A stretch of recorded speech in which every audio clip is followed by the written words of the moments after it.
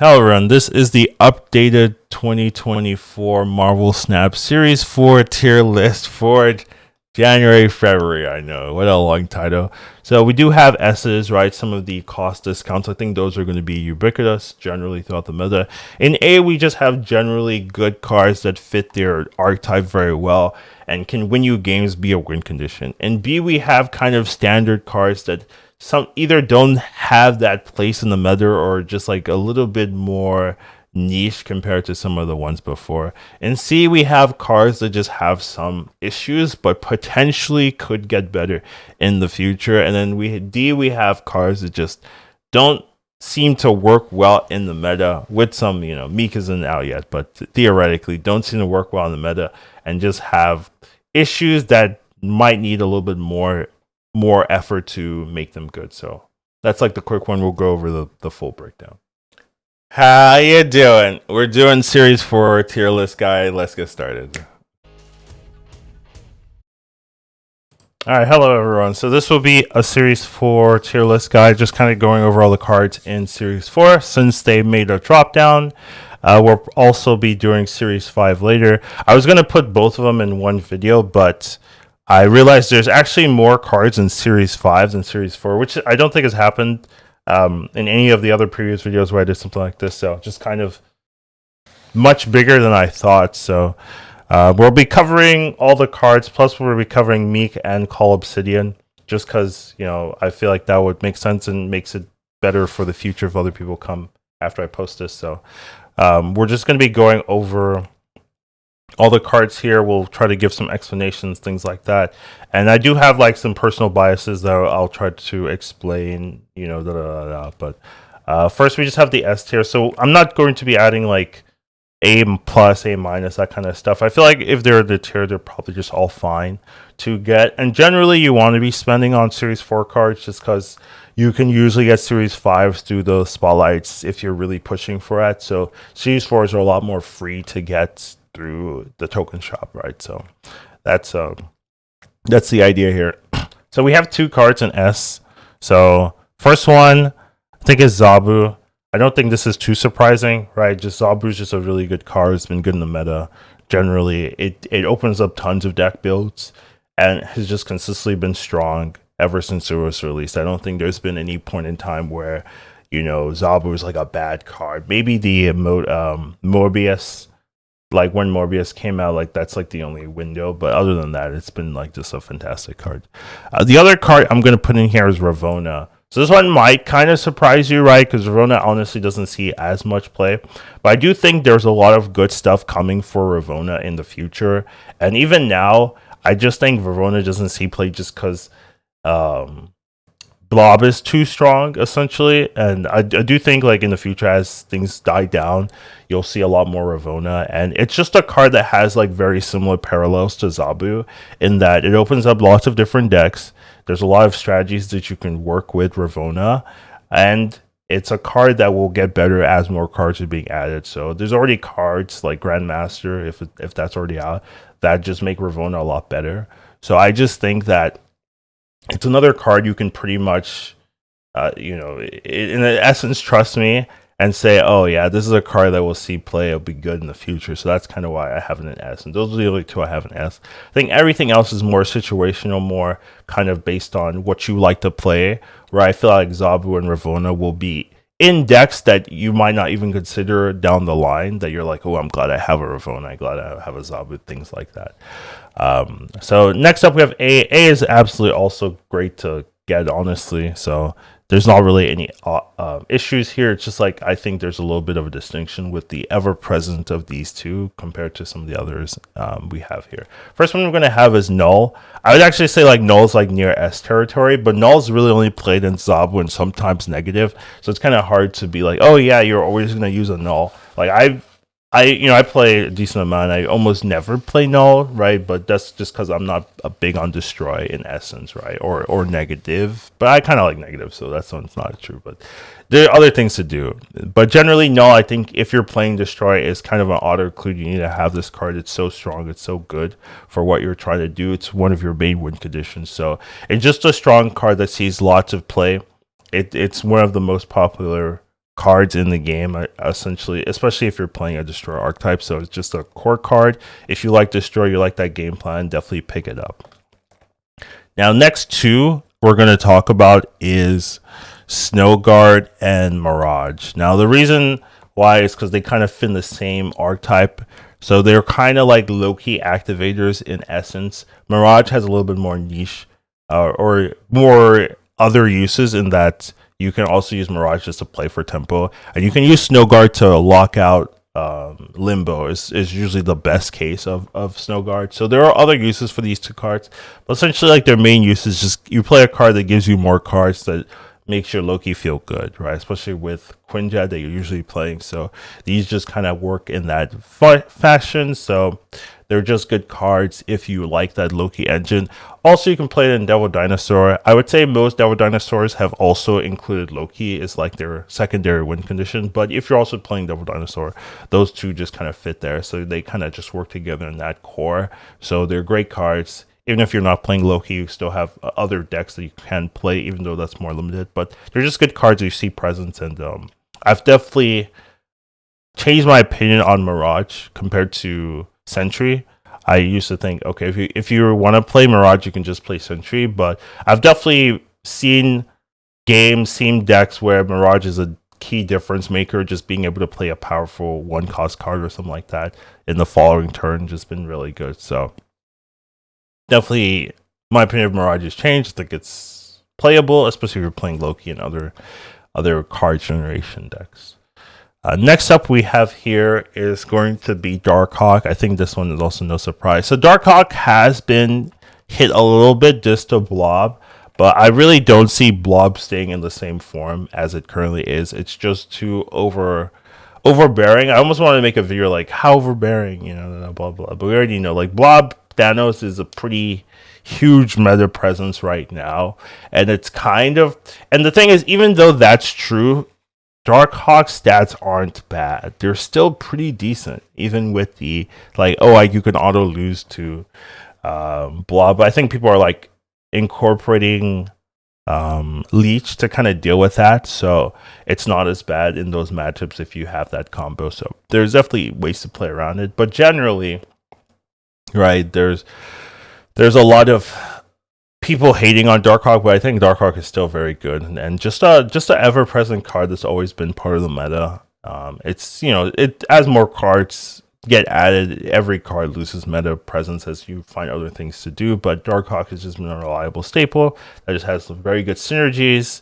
Its cell line isn't bad, has synergy with Ravonna, things like that, synergy with Zabu, so you have a lot of combo pieces there. So just a good card. Generally, I don't have any problems with it. Next up we have here is Mobius. Now, I personally thought I would put Mobius like here, personally, but just looking at what's being played, how much Mobius is being played, despite it's like iffy stat line and some of the cards getting added, like Pixie and stuff like that, Mockingbird. There's just a lot of things being added that where Mobius will get better and better. So I can definitely see a world where it's something you consciously want to be putting into your deck to deal with some meta games. So I'm not going to rate it low. I think if we're looking for the future, and we're looking at it now as well, it sees enough play. It's not messing with win rates drastically, and it should be getting better in the future. So all those things makes it a card that, if you want to pick up, seems reasonable to have to kind of deal with some of the annoying combos that you might find in the game. Next up we have Legion. So Legion obviously used to be oppressive in the 5/8 stat line, but they got nerfed a little bit, but it's still very good. I'm surprised that it doesn't see as much play as I would guess, but it still sees a decent amount of play, right? So it's not like gone or anything like that, but it's funny how one point can really change like people's perceptions of cards, right? Like if you turn things in 1 point is a lot, so it definitely makes sense. But Legion's still good, not as ubiquitous as it used to be, right? It used to be in like every other deck, but you can still find a lot of decks that can find Legion, and Legion has that tendency to win you games, right? It's a card that can win you games, and those cards should always be respected, always be kept in mind when you are playing these games. People are snapping you surprisingly, right? The Legion comes down, you're like, that's why, right? So definitely a card to be respected, a card you would like, and some definitely going to be some more decks that really utilize this in a good way. Kind of like Quake, right? Quake has kind of like the same vibe, right? The new Quake. We'll see how long that lasts, though. Next up, we have Echo. So Echo is a card that's normally here, right? But the introduction of Miss Marvel has really shaken things up. People have really started to respect the ability to shut down on reveals, on goings, especially in the middle lane, and Echo does that for a very cheap cost, very effectively. It doesn't mess with your own combos or anything like that, not like Enchantress or anything. So just been a good card. It's been rising through the ranks. People like playing it. It's very good in those particular tech deck heavy decks, right, where Echo can just be your ongoing tech for very low cost. So it's shot up. It's now quite good, quite playable. So definitely a card you want to keep in mind. Next up, we have M.O.D.O.K. So M.O.D.O.K, honestly, a lot of the discard cards have struggled, right? And M.O.D.O.K is no exception, though M.O.D.O.K has other kind of deck builds that kind of make it survive, especially Hela. Hela synergistic decks. M.O.D.O.K has really been the key engine piece to make that Hela discard work. So it has that play. A lot of people like playing that card. Just play M.O.D.O.K Hela. Yeah, you win. Like, a lot of people like that kind of game plan. So it still has a place. And and there are discard synergy cards coming up, right? Corvus, Proxima, Midnight, those type of cards are coming out that also might make M.O.D.O.K jump up. So it's a card I'm keeping my eye on, seeing, is this the type of card I want to add into the new discard, right? Once those cards come out. So definitely a card I think is functional, playable now, and has potential for the future. That's why it's an A. Now those are all the cards in A, and there's still quite a bit to go, but B is still pretty good. But these have some issues, in my opinion, that we'll talk about. But if you do want them, you can pick them up. So first off, we have Cull Obsidian. So I don't have an issue with this card, but it's so basic, right? In that it's not winning you a game. I actually think it's going to be quite good, or quite like acceptable value. Like, this is just a solid card, right? Like, you'd rather play this than many of the other 4-drop stat sticks that aren't over 10, right? So seems solid. Something that I've been asked on is you can play a 1-drop and Cull Obsidian on turn 4. Like, that does work, So it has the potential just as a good turn 5 with a 1 and a 4 in the same lane, like solid, good value. So generally seems like a solid card, but it's not wowing you. It's most likely not going to be your win condition, whereas some of the other cards on top can be your win condition. I guess Snowguard and Mirage, maybe not as much, but like the others can really just be your win condition. Cull Obsidian is just a good card, good stuff card. It's not fancy, but it does its job. So if you need something like that, you want to play Thanos or whatever you were playing with Cull Obsidian, you can. So seems solid to me. Next up, we have Daken. So Daken actually has not seen as much play as it used to since two things, right? It kind of got removed from Silver Surfer with Shaw being added, right? There's a lot of things to play on 3, so Daken's been kind of kicked out there, and it's also been removed from discard just because discard hasn't really been played as much since you've lost a lot of your consistency with the American Chavez change. So just there's not that much Daken in the meta. You can sometimes see in Destroy, but there's just a lot of things to do in Destroy that you don't really need a Daken there. So just all in all, like it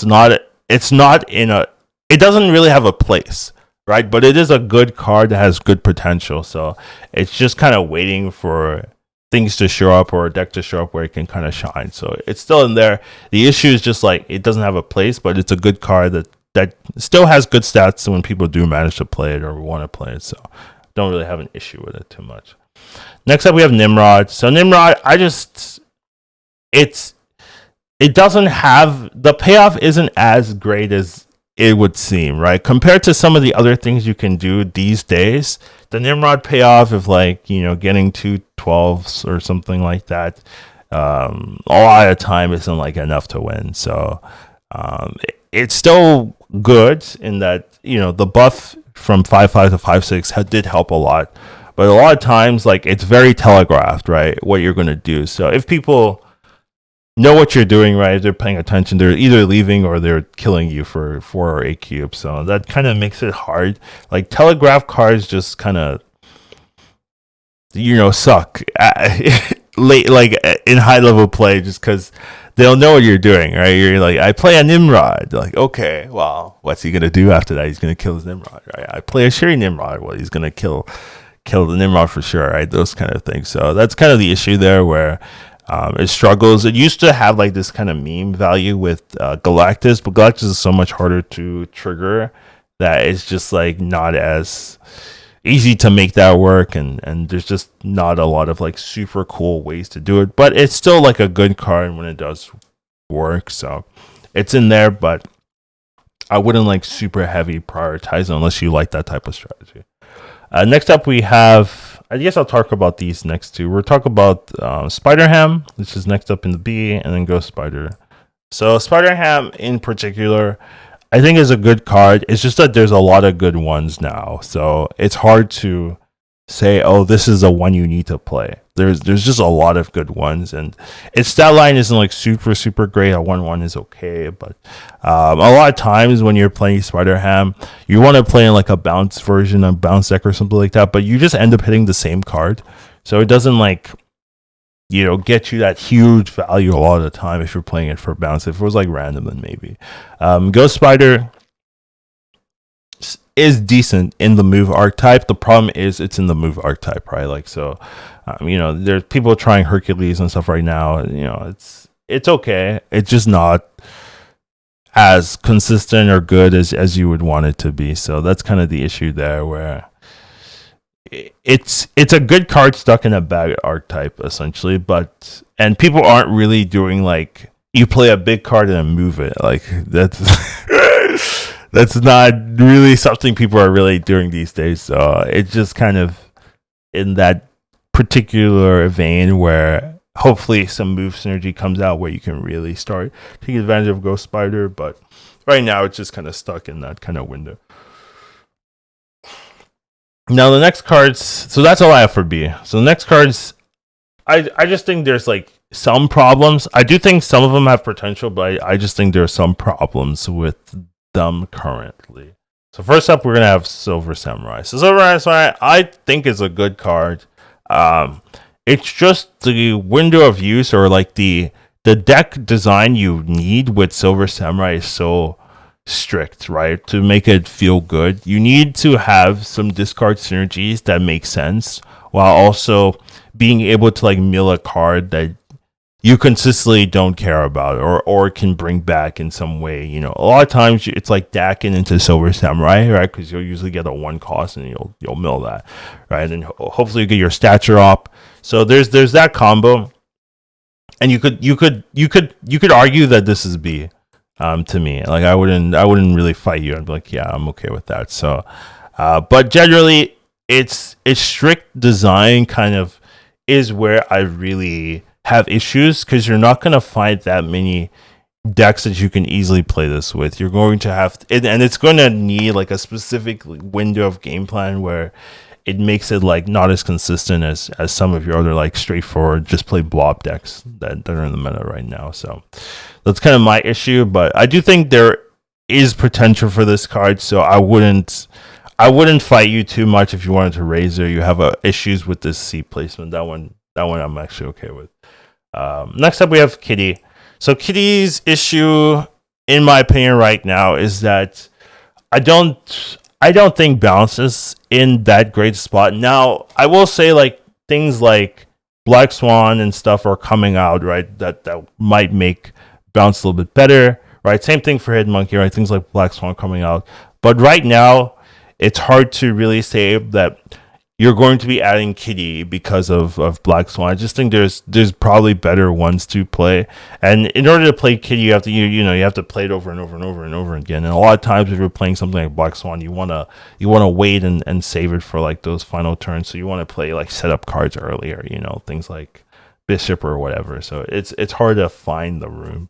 So it's just like it's not. And Angel got nerfed, right? So Bishop isn't as prevalent as it was before. Some of the best Kitty Pryde cards just aren't in use. A lot of times you could like, you could go some locations, right, that would make Kitty a lot better, but those aren't consistent. And right now you just don't really see too much Kitty, and it's just not as impressive as it used to be. This used to be like near A, near S, but nowadays with the nerfs to itself and other cards that are close to it, it just doesn't really feel as important.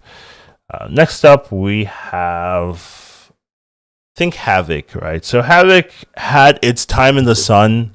Honestly, when it came out, you could Viper it, you could play with negative, but nowadays you're not really seeing any Havok, really, and the decks that do play Havok are sporting a negative win rate, right? So it's just not...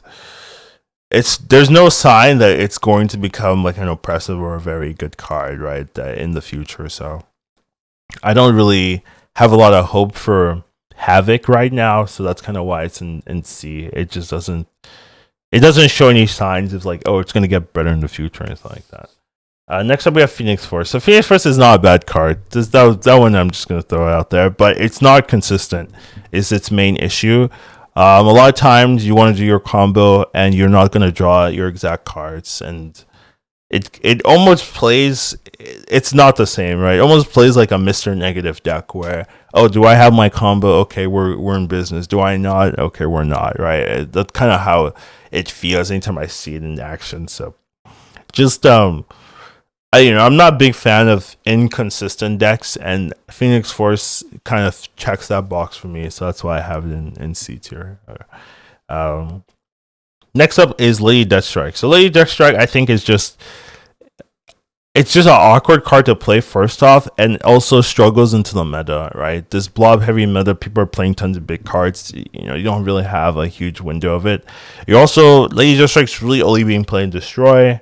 And Destroy already has so many options that you don't need Deathstrike, though you can play it in Destroy, and that's like where you find some success. But other than that, you're really not seeing it in any other archetype in a meaningful way. So that's kind of the issue there. It's just like there's not enough flexibility for it to be viable. And even the decks that are playing it, like you can just take it out and it's fine. Like you don't need this card at all, which is a little bit disappointing. It's not core or anything like that.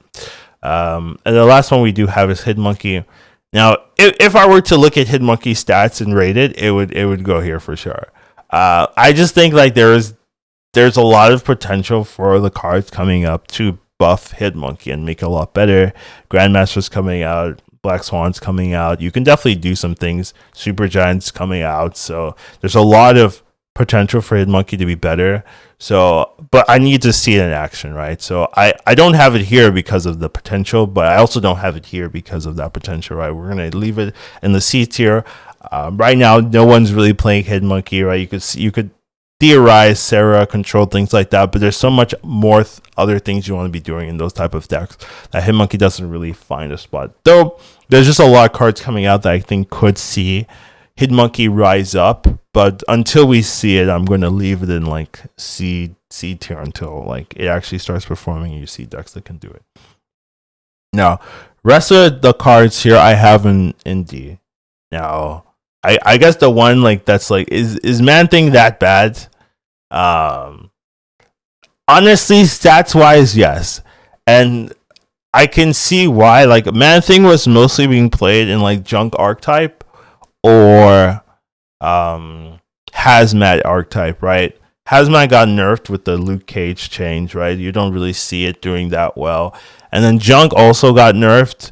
Plus, a lot of times, if you want to play a good Junk archetype, you're playing Hood, Sentry, and Nihilist. You don't need anything else. Like, everything else isn't as good as that combo. And you can splash that combo in other decks.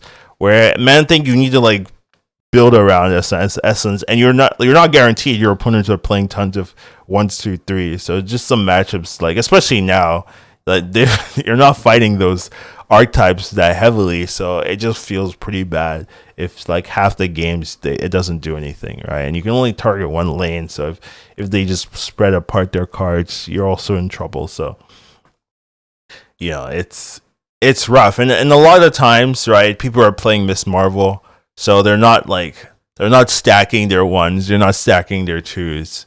They're playing those in other lanes so that they can get the Miss Marvel buff. So it's just like a weird meta for Man-Thing. I just don't think it's a bad card. It's just a bad meta. And it's been a bad meta for a while because I haven't really seen any stats in like the past month or two where Man-Thing is like really showing like it's dominant. So I had to like think about it and like, yeah, it's probably not something I would recommend. And we have a card that's not out yet, Miek.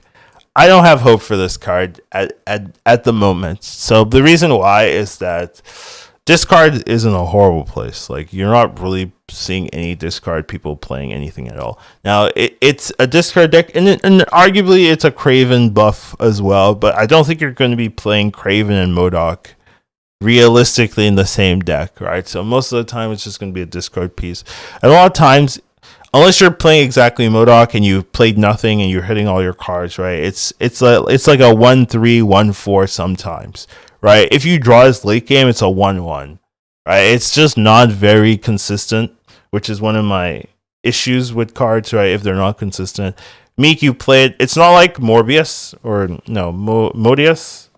That other discard buff card where no matter how many times you've discarded, it just gets the +2 value, right? So you get like a 2/8, a 2/10 regardless. Here it needs to be on the board for you to get the value. So a lot of times you're not going to get the value, and it's just going to come out as a 1-1, a 1-2, 1-3 if you're lucky. And if you're playing a 1-3 discard, like you have to kind of high roll in essence for it to be better, right? For it to be like a 1-5, 1-6, 1-6, then we're talking, right? But other than that, it's a little bit weird, and then you also don't get to choose where it ends up, right? Like sometimes that's a buff, but we've played with Silk enough that a lot of times you want to know where your card is going to be, especially if it's not getting destroyed or anything like that, right? So yeah, I just don't have a lot of hope for this card too much, but maybe with time as new discards be added, Corbius, Proxima Midnight, that kind of stuff, it'll jump up, it'll be a little bit better. But right now I'm just not really sold on it being as good or good at all. And then we have Martyr.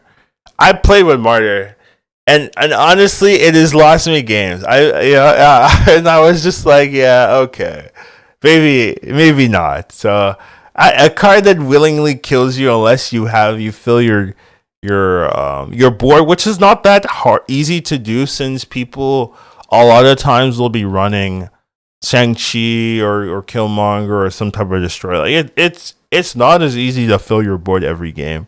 So just not sold on it. Like I don't know, like maybe a 1-6 and then we're talking, but like right now I'm just not a big fan of the card too much. And then Howard the Duck, I mean, it's really never seen any reasonable level of play.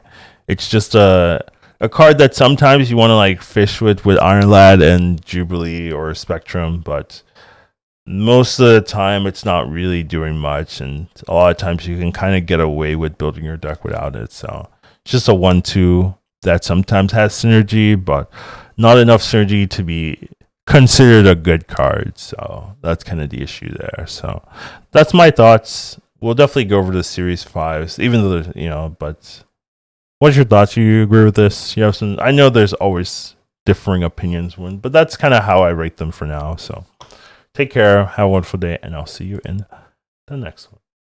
Educated calling snap. Once you watch him, you won't go back. He'll teach you to marvel snap. Your skills will be